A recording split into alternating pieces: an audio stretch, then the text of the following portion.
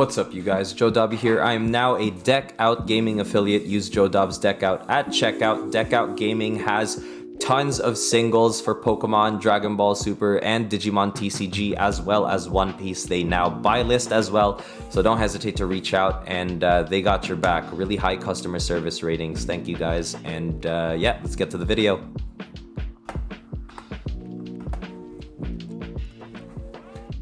What's up, YouTube? It's JoDobby, your Digimon TCG creator, and I actually did a small Q&A on YouTube with regards to Digimon and the TCG and just where it's going and the meta and whatnot. And yeah, we got some pretty good responses. We got quite a few questions. Some questions, not gonna lie, are a little way too ahead, like in the Japanese format and with cards coming up. And I might not be able to fully satisfy you guys with the answers that I have, but we'll go over it and see how it goes. All right, we'll take it away. All right, you guys, we're just gonna get started here with question 1. I'd love to hear about how your deck building process develops. And 100% agree, I'm new to the game and would love to hear your approach to deck building. So I do have a huge deck building / play testing coaching training plan on Metafy. I just did want to plug myself there real quick. I am an official Digimon TCG coach at Metafy. The link will be in the description below if you guys are interested for a free consult. But the approach to deck building for me is quite simple, and then as you start to get more and more competitive, things get a lot more complicated. So first things first, I like to dive into choosing a boss monster. Choose your boss Digimon, your level 6 or your level 7. Mainly it's a level 6 that will drive your win condition. Once you've chosen that, there are numerous synergies within the color or some multiple colors of that Digimon, and then you kind of work your way down. Personally, I like to work my way down from the level 6s to the level 5s to the level 4s to the level 3s. And then I like to backtrack to see if there are any level 7s that might work. And then I go towards the tamers that are absolutely mandatory. And then the option cards are mainly just either flex spots, or in the case of purple, are toolbox spots, so I can respond to different types of decks in the meta. Purple being one of the more versatile colors in terms of its reactivity to certain decks and matchups. You want to have a certain amount of options allocated for specific matchups. It's one of the few colors that can actually do that. But long story short, on average, you're looking at about 12 rookies, 11 champions, 8 level 5s, and maybe 6 to 7 level 6s. And then you're working around everything else with flex spots, tamers, and options. Good luck. Next, where do you get your custom artwork for your cards and mats? Thank you, Jason. I get that from, let me just start hearting these. I get the custom artwork from Jack Clark. His Twitter is @after_Clark. He's an extremely talented UK artist, so don't hesitate to hit him up on Twitter if you want to collaborate and get a commission done. Ollie's got a few questions here. Let me just heart that as well. Do you believe that mono black decks will make a comeback with the new cards like RB Espimon line and the BT13 Craniumon line? So to answer that question, I'm going to be very honest. I haven't looked too far ahead into the set, but I have seen some leaks regarding Craniumon and Espimon, and they seem very, very good. I've also seen some cards like Gotsumon, which allows you to, I believe, like on deletion, either gain memory or draw or anything like that, and you get to block, right? You're a blocker. So I believe that there will be an opportunity for mono black decks to come back. Honestly, if they weren't so slow right now, if we had a few pieces that made them quicker, I don't see why mono black wouldn't be strong in this current format, considering the fact that a lot of this current format is Black War Gray X. it's Metal Garurumon X and Grandis. Like if you're able to just go high enough in DP on your opponent's turn and be a blocker, you can kind of gatekeep and protect your security. In addition to that, you can't even be deleted by effects if you've got the Craniumon out and if your DP is high enough. The DP can get there, but the problem is, like, with a combination of Black Tai Kamiyas, combination of Gigadramons, combination of Karamons, you have to have like the absolute perfect line to get to a DP that is only on par or slightly stronger than a suboptimal or semi-optimal Grandis or Wargrey or Metal Garurumon line, which is what makes Black really kind of suffer right now as a color. I am very optimistic because Black and Purple, like before Yellow Mass Day came out, Purple was my main and Black was my secondary. And then Black kind of got a little bit weaker, so and with the new Mass Day synergy, I immediately hopped onto the Yellow-Purple train. And yeah, with Craniumon coming back, I do have to say, like, I will dabble, I will come back. It's just a matter of seeing what those cards do. Is trashing security becoming a toxic problem in the DTCG? So the Digimon card game and trashing security. Personally, as someone in the West, we haven't fully experienced like absolute security trashing in the same way like Devimon Decks or like the Metal Greymon X antibody cards, like all these things. We haven't necessarily experienced that, but the West also has a very stable population of security control players. So honestly, once security trashing becomes a thing, because I'm 100% playing Beelzemon when the luxury deck comes out, like there's no question about it. I have been playing Beelzemon every format since EX2, and anybody that tells me I'm just on that for how strong Beelzemon is, no. Like, I've been trying to make Beelzemon work since EX2, and it does work. It's just not, it just doesn't finish well, and it has multiple weaknesses. And I think being able to trash security through multiple effects now can really kind of even out and put security control decks in check, and tax control, or whatever you guys call it, in check.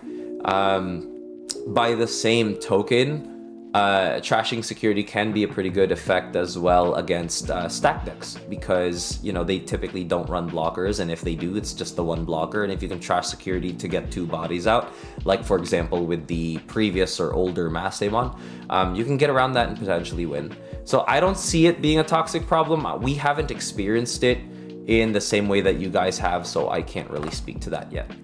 Would you like them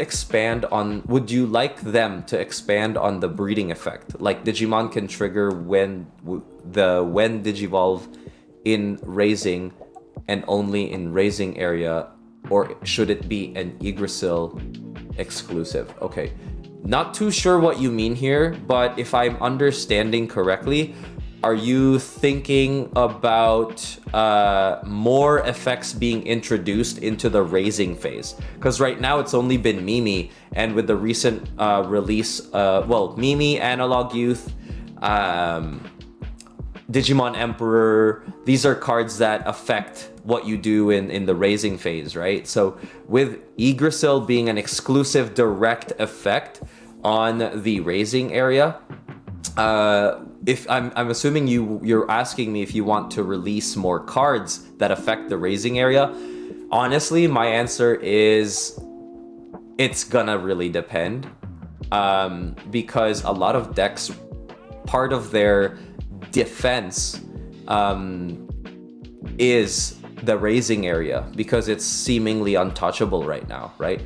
So because of that, I think we would usher in a new era of Digimon where if you can just, for example, like unhatch an egg or delete an egg or trash an egg, you could potentially be hurting a lot of decks that we've seen that right now. So I hope that if we start affecting the raising area, which I'm open to that.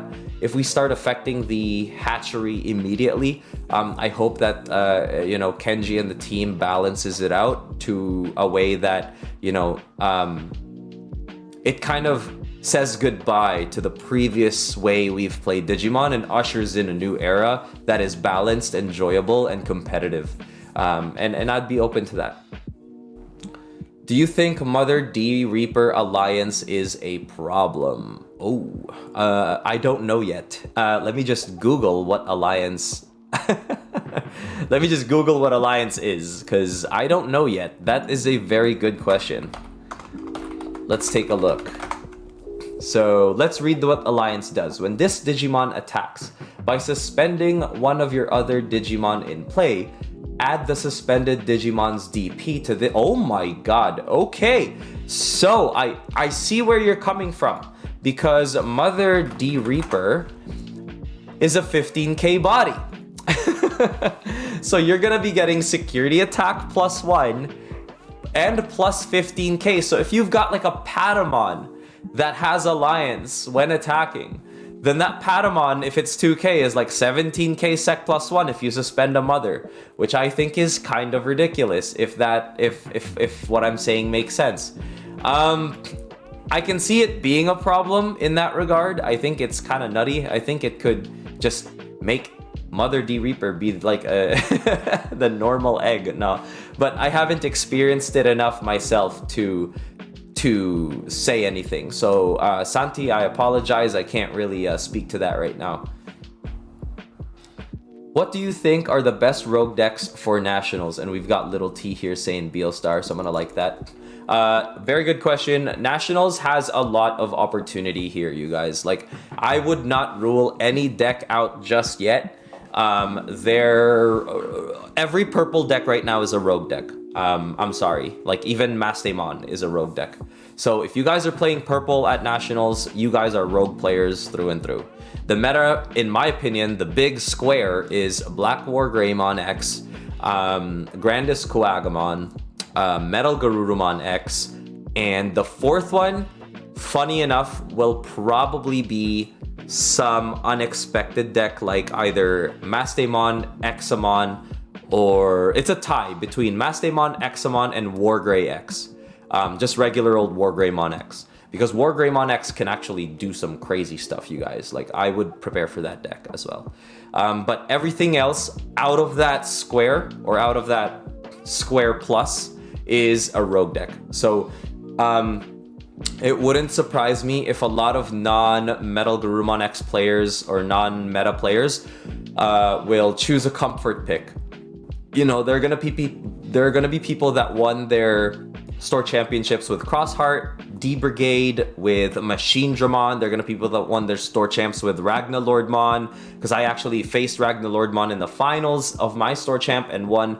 And there are going to be people that have won their store champs or got their invite through security control. There are people that used Blue Flare to get there. And all these decks are going to be comfort picks. And right now there isn't enough data really and representation at top table for these rogue decks for me to kind of speak on which ones would be the best. Just taking from the last couple, major events. That said, I think a sleeper deck for sure is Wargreymon X Antibody. You guys gotta prepare for that. Bloom Hydramon is another sleeper. Really good Bloom Lord pilots will know what to do into the matchup, and you have to deal with that. But best rogue decks for me will be Beelstar. I agree with Lil TT. Honestly, Mastemon just hurts into Black Wargrey X, so I don't know. Beelstar, Examon, and Beelstar, Exa, and honestly, D Brigade if it gets lucky enough. I can still see D Brigade being pretty good. So I can't hate it. And B Dr. Retta, my boy, I'm so sorry. Dan Devimon deck. When? Oh my gosh, what did I hit? What did I press? Quit. Dan Devimon deck, I am sorry, I haven't really had the chance. I actually made a Mastemon deck that has Dan Devimon in it, and it's pretty spicy. If you want me to make a deck profile, let me know. But honestly, I think you guys are pretty good on that already. Dan Devimon has since been a little bit too slow. I only really use it as an Ordinamon engine. So like, you know, I can bring out a Demi with a blocker and then force a block, bring out Dan, or I can kill it with Ignitemon and then bring out Dan. And then if I've got a Maste and a Dan, I can go into Ordine whenever I want, or I can just keep the board state, keep controlling. But Maste, Dan Devimon right now, in my opinion, is best played with Mastemon for that Ordine, and also because bringing out a level 6 with Maste can kill an opponent's level 6. It's very difficult to do, but just some clues for you. But that is it, you guys. That is actually the... These are the questions, the first ever Q&A. So thank you guys so much for participating. I actually now also just finished my Nationals Tamer cards. So I am very excited to meeting you guys at Nationals and handing these out. I made 100 of them, so they're kind of thick. While supplies last. So I'm gonna be, because I already have my invite, thankfully, I'm not gonna be participating in any LCQs. So I will be at the Digimon fan meetup. I will be at some of the side events, and I will be with my team Icewall and with some of the other content creators and friends. Shout out Max DePera, shout out Tyler, shout out True Pain, shout out everybody that's there. And yeah, I'm gonna be walking around. So if you recognize me, don't hesitate to say hi. I would be more than happy to finally meet the people who enjoy my content. You know, I'm just glad that that's a thing. I'm glad that I can even say that. So thank you so much for watching, and yeah, peace.